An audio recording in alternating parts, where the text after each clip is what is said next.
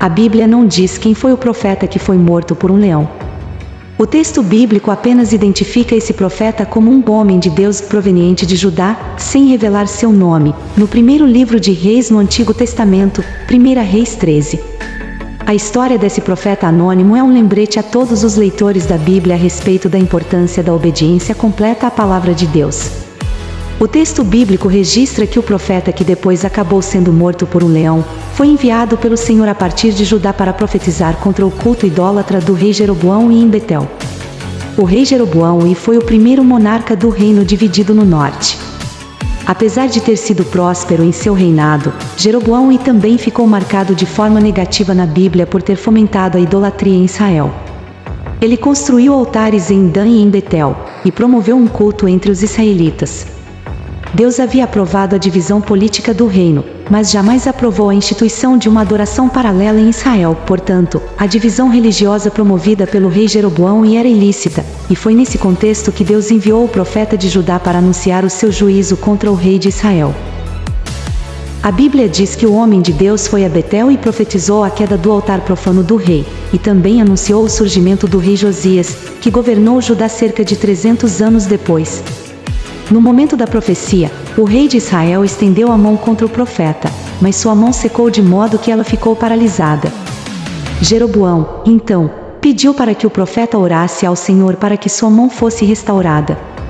O profeta implorou pelo favor do Senhor, e a mão do rei voltou a ser como antes. 1 Reis 13, 1-6. No entanto, Deus impôs duas ordenanças bem claras que deviam ser observadas pelo profeta no cumprimento de sua missão. Em primeiro lugar, o profeta de Judá não devia comer pão e nem beber água enquanto estivesse em Betel. Em segundo lugar, o profeta não deveria voltar pelo mesmo caminho por onde havia vindo. 1 Reis 13, 9.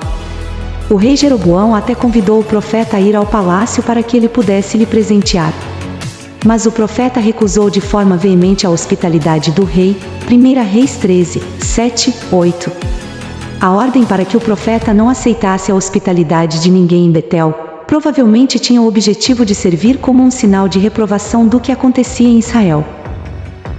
Quando já estava retornando para Judá após ter profetizado contra o culto idólatra do rei Jeroboão, o profeta de Judá acabou sendo enganado por um velho profeta de Betel.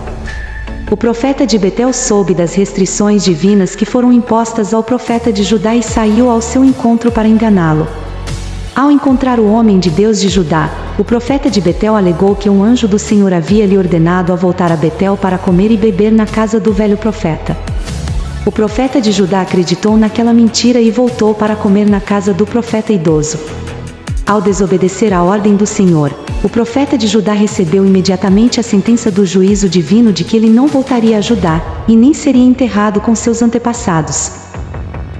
Logo em seguida, o profeta de Judá retornou ao caminho de sua casa junto do seu jumento, mas foi atacado por um leão que o matou. O corpo do profeta de Judá ficou estendido no caminho. Inclusive, milagrosamente o leão não devorou o profeta e nem o seu jumento.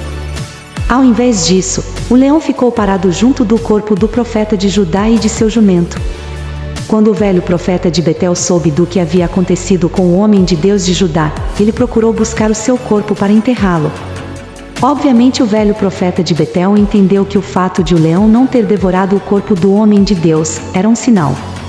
Assim, ele levou o corpo do profeta de Judá para Betel e o sepultou ali, cumprindo-se o juízo de Deus de que ele não seria enterrado com seus antepassados.